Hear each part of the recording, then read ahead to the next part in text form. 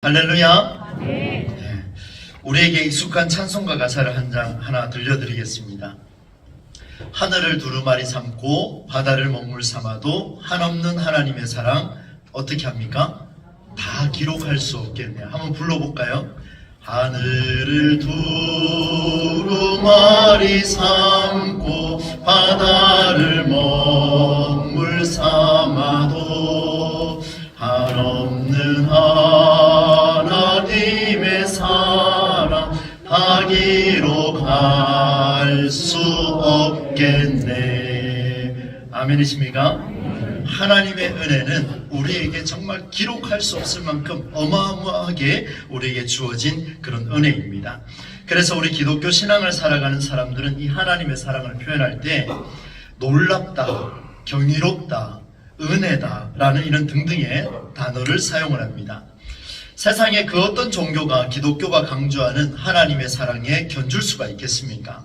그래서 정말 비교할 수 없는 그런 대상조차도 되지 않습니다. 이런 하나님의 사랑이 우리에게는 은혜로 주어지고 세상에서 가장 값진 선물로 우리에게 주어졌습니다. 하나님은 세상의 모든 사람에게 이런 은혜의 울타리를 좁게 두신 것이 아니라 활짝 열어두셨습니다. 평화의 도구로 오신 그리스도를 통하여서 그 모든 울타리를 다 개방해 놓으셨습니다. 선별하여 부르시지도 않으셨습니다. 하나님의 은혜는 그분의 간절함으로 나온 그야말로 최고의 가치가 담긴 선물로 우리에게 주어졌습니다. 오늘 본문 말씀도 구체적으로 그 말씀이 등장하고 있습니다. 1절 말씀입니다. 오호라 너희 모든 목마른 자들아 물로 나아오라. 돈 없는 자도 오라. 너희는 와서 사 먹되 돈 없이 값없이 와서 포도주와 젖을 사라. 이렇게 선언을 하고 있습니다. 하나님께서 돈 없이 값없이 모두가 모여들어라. 그리고 내가 있는 이곳에 와서 하나님이 주시는 그 은혜를 마음껏 누려라. 이렇게 선언하면서 시작하고 있습니다. 오늘 본문 말씀의 배경을 딱 보시면은 지금 이스라엘 백성들은 포로 생활을 하고 있습니다. 바벨론에서 포로 생활을 하면서 이제 드디어 70년 이후에 귀환할 것이다, 본국으로 돌아갈 것이다, 엄청난 메시지를 듣는 바로 포도주와 젖을 살 수 있을 것이다 라고 하는 하나님의 위로의 말씀이 그들에게 지금 선포되고 있습니다. 그런데 여러분, 이 2절 말씀을 보시면 이스라엘 백성들에게 돈이 있었느냐 없었느냐 이 질문에 돈이 없었던 것은 아닌 것 같습니다. 여러분, 돈 없이 값없이 와서 포도주와 젖을 다 사라 이렇게 말씀하셨는데 이들에게 보니까 돈이 분명히 있었던 것 같습니다. 2절을 한번 보십시오. 너희가 어찌하여 양식이 아닌 것을 위하여 은을 달아주며 배부르게 하지 못할 것을 위하여 수고하느냐, 이렇게 하나님께서 비판하고 계십니다. 모습을 보니까 이런 그들의 삶을 가리켜서 양식을 얻지도 못하면서 돈을 쓰고 있다, 배부르게 하지도 못하면서 수고하고 있다, 이런 말씀을 주시는데, 그러면서 뒷부분에 보니까 그리하면 너희가 좋은 것을 먹을 것이며 너희 자신들이 기름진 것으로 즐거움을 얻으리라, 이렇게 말씀하고 있습니다. 그 앞에 사이에 뭐가 들었습니까? 내게 듣고 들을지어다. 하나님의 말씀을 듣고 들으면 돈을 써도 수고를 하여도 합당한 곳에 쓰게 될 것이고 합당한 곳에 수고의 땀방울을 흘리게 될 것이다, 이런 말씀을 주고 있습니다. 오늘 본문의 흐름은 이렇게 접근을 시작하려고 합니다. 그리고 오늘 말씀의 결론에 가면은 오늘 마지막에 읽었던 8절과 9절을 여러분 성경을 한번 보십시오. 이는 내 생각이 너희의 생각과 다르며 내 길은 너희의 길과 다름이니라. 여호와의 말씀이니라. 이는 하늘이 땅보다 높음 같이 내 길은 너희의 길보다 높으며 내 생각은 너희의 생각보다 어떻다고 고백합니까? 높다라고, 높음이니라 하나님께서 말씀을 하고 있습니다. 여러분 잘 한번 보십시오. 이제 하나님의 말씀은 돈 없이 값없이 와서 포도주와 젖을 사라고 말씀하여 주셨는데 실질적으로 돈을 거래하고 수고한 땀방울 흘리면서 포도주와 우유를 사 먹고 있던 그들에게 왜 하필이면 없이 와서 다 이렇게 살아라 라고 말씀하고 있을까? 이 생각은 우리의 상식을 넘어서는 생각입니다. 우리의 길과 다른 길입니다. 하나님의 길은 우리의 생각과 너무 다른 것 같아요. 우리의 길과 너무 다른 것 같습니다. 그래서 오늘 본문 말씀을 통하여 이제 사순절 두 번째 주일에 하나님이 원하시는 그 길과 방향이 무엇인가를 오늘 말씀을 통해서 한번 살펴보려고 합니다. 두 가지의 내용을 한번 살펴볼 텐데, 먼저 첫 번째는 이 첫 번째 주어진 성경의 원리는 3절 말씀에서 기록하고 있습니다. 여러분 3절 말씀을 우리가 같이 한번 읽어보겠습니다. 너희는 귀를 기울이고 내게로 나와 들으라. 그리하면 너희의 영혼이 살리라. 내가 너희를 위하여 영원한 언약을 맺으리니 곧 다윗에게 허락한 확실한 은혜니라. 아멘. 하나님께서 이제 첫 번째 이야기를 하시는데, 너희들은 나의 말을 귀를 기울이고 나와 들으라. 그리하면 너희의 영혼이 살리라. 주의 말씀을 들으면 살 것이다. 주의 말씀을 묵상하면 살아날 것이다 라고 말씀해 주셨는데, 그 뒤에 보니까 내가 너희를 위하여 영원한 언약을 맺으리니, 영원한 언약을 맺으셨답니다. 이 언약을 듣고 이행할 때에 어떻게 된다 그럽니까? 너희의 영혼이 살아나리라. 그런데 이 영원한 언약을 맺은데 어떻게 맺어가시냐면, 오늘 성경 보니까 다윗에게 허락한 확실한 은혜이니라 이렇게 말씀하고 있습니다. 여러분, 그들에게 하나님이 너희와 영원한 언약을 맺겠다라고 이야기하면 알아들어야 할 텐데 잘 못 알아듣는 것 같습니다. 그 뒷부분에 부연 설명으로 다윗에게 허락한 확실한 은혜를 주시겠다 이렇게 말씀을 해주시는데, 이제 여러분 이 은혜가 무엇인가 한번 보십시다. 사무엘하 7장에 가보시면은, 여러분 나중에 한번 보십시오. 다윗의 집과 나라가 하나님 앞에서 영원히 보존될 것이다.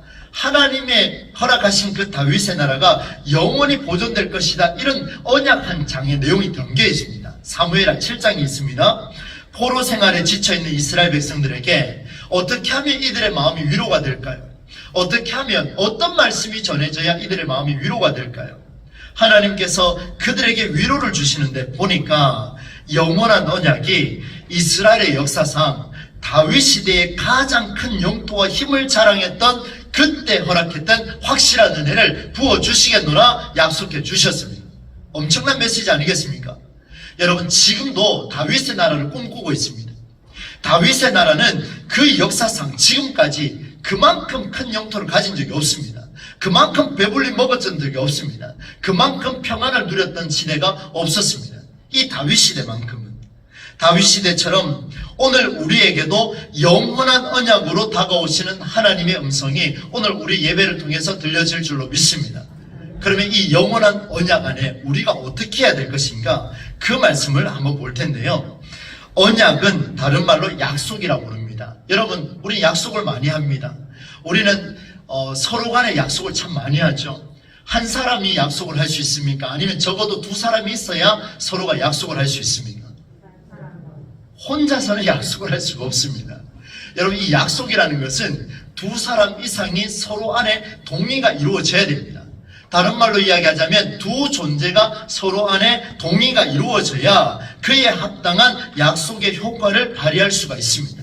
오늘 우리 예배 시간을 지키고 나와왔습니다. 약속을 지키러 왔습니다. 우리 누구와 이 예배 시간에 약속하셨습니까? 하나님과 약속했습니다.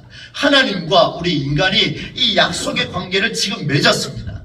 그러면 하나님의 인간과 언약을 맺은 것은 일방적인 명령이 아니라 인간을 존중하는 하나님의 마음이 들어있습니다. 잘 한번 보셔야 돼요. 오늘 주의 말씀의 명령에 의해서 우리는 이 예배 시간에 나와왔다라고 말하지만 맞습니다. 그러나 하나님께서 우리로 하여금 움직이게 하시는 그 발걸음, 하나님께서 우리로 하여금 움직이게 하시는 그 결단, 그 내용이 없었다면 우리가 이 자리에 있을 수 있겠느냐 이 말입니다. 하나님의 은혜가 충분히 우리에게 주어져서, 그 은혜가 무엇이냐? 인간을 존중하는 하나님의 마음이 있기 때문에 그 은혜가 더 크게 나타나는 줄로 믿습니다. 여러분, 이 언약이 무엇인지, 이 어떤 내용인지 생각하고 판단하는 존재가 인간임을 주님께서 말씀해 주셨고, 오늘 우리로 하여금 그 생각을 존중해 주시겠다, 그렇게 말씀하고 있습니다. 오늘 이 자리에는 우리가 전심으로 하나님 앞에 예배하는 자도 있을 것이고, 오늘 집에서 뭐 놔두고 와서 또 그 생각 때문에 복잡해서 여러 가지 생각에 잠긴 사람도 있을 것이고, 또 풀리지 않는 문제 때문에 그 고민에 빠져서 하나님 이것만은 이루어 주십시오라고 기도하는 마음으로 앉아있는 사람도 분명히 있을 겁니다. 각양각색으로 이 자리에 앉아 있습니다. 그런데 그 각양각색으로 앉아있는 그 생각마저도 하나님께서 어떻게 하신다고요? 존중하시겠다는 거예요. 내 생각과 마음에 안 들면 깔아뭉개겠다 이런 말이 아니고, 그런 생각조차도 앉아있는 사람이라면 나는 그걸 존중해 주겠다. 왜? 약속했기 때문에.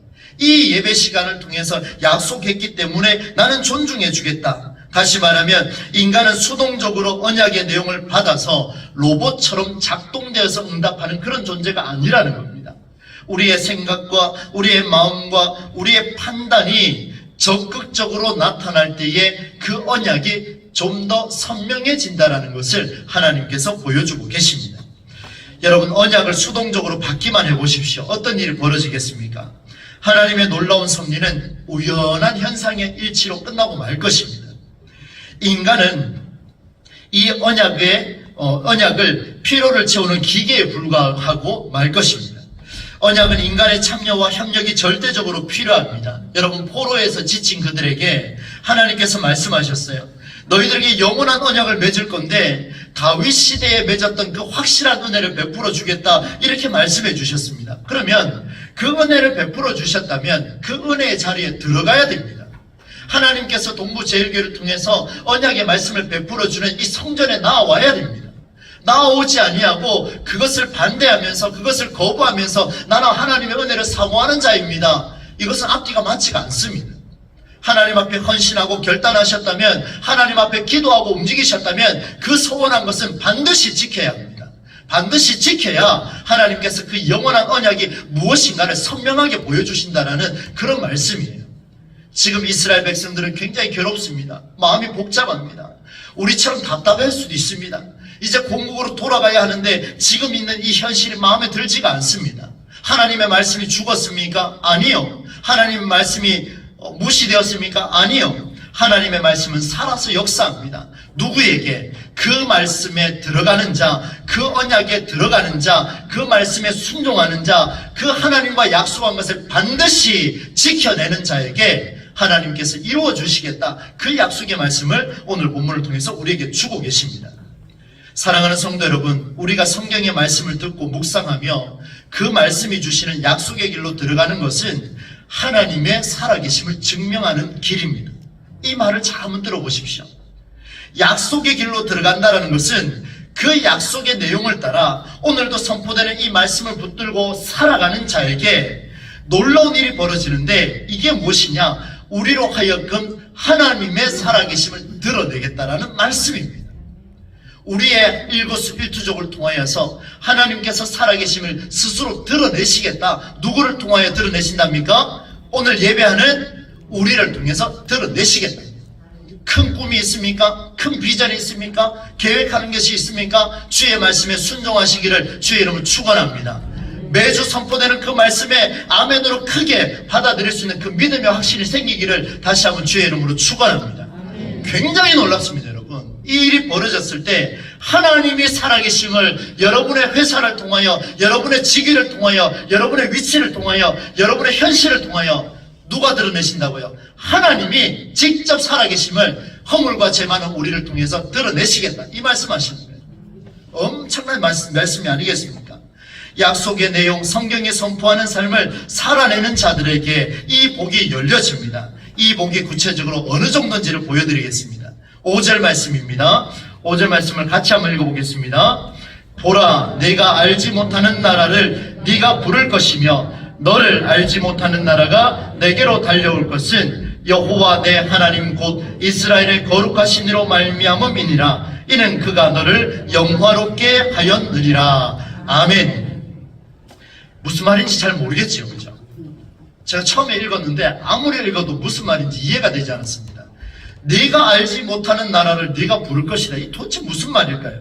너를 알지 못하는 나라가 너에게 달려올 것이다. 무슨 말일까요? 이해가 되지 않습니다. 그런데 이 말씀 붙들고 또 씨름하고 씨름하여서 하나님이 주시는 메시지가 들려지기 시작하는데요. 여러분, 성경의 말씀을 듣고 묵상하여 그 말씀으로 살아내려고 몸부림치는 자에게 주어지는 복이 이런 복입니다. 내가 알지 못하는 나라를 네가 부를 것이다. 우리가 상상하지 못한 세계, 상상하지 못한 모든 문제의 해결책들을 주의 말씀을 순종하고 아멘으로 받는 자에게는 네가 결국에는 그 나라의 이름을 부른 날이 오게 될 것이다. 이 말씀입니다. 보이지 않습니까? 답답합니까? 그러면 기도하십시오. 보이지 않습니까? 답답하십니까? 그러면 말씀을 붙들고 씨름하십시오. 씨름하셔야 돼요. 씨름하셔야 어떤 일이 벌어지느냐? 그 말씀을 통하여 나의 한계를 넘어서는 놀라운 메시지가, 놀라운 나라가, 놀라운 역사의 현장이 내 눈을 통해서 보여지며 내 입을 통해 부르는 역사가 나타나게 되리라 그렇게 말씀하고 계십니다. 여러분, 우리 교회 학교가 얼마나 꿈과 비전이 큽니까? 여러분 기도해 주셔야 되잖아요. 그죠? 이제 입으로 선포할 때가 머지않았습니다. 저는 그걸 확실합니다. 왜 그렇습니까? 주의 말씀을 붙들고 씨름하는 자가 동부제일교회가 많이 생기는 이상 우리 교회 학교는 부흥할 줄로 믿습니다. 나라가 일어나게 될 줄로 믿습니다. 이방 민족들이 바깥에 있는 수많은 아이들이 우리 교회를 기억하는 날이 머지않아 오리라 저는 그렇게 확신합니다. 너를 알지 못하는 나라가 너에게 달려올 것이다. 여러분 한번 보십시오. 동부제일교회를 기억하는 사람이 과연 몇 명이나 되겠습니까? 우리의 신분을 기억하는 사람 누가 있겠습니까? 우리 찬양대, 우리 기억하는 대구시내 몇 개 교회가 우리 교회 성가들을 기억하겠습니까? 아무도 기억하지 않습니다. 그러나 여러분 보십시오.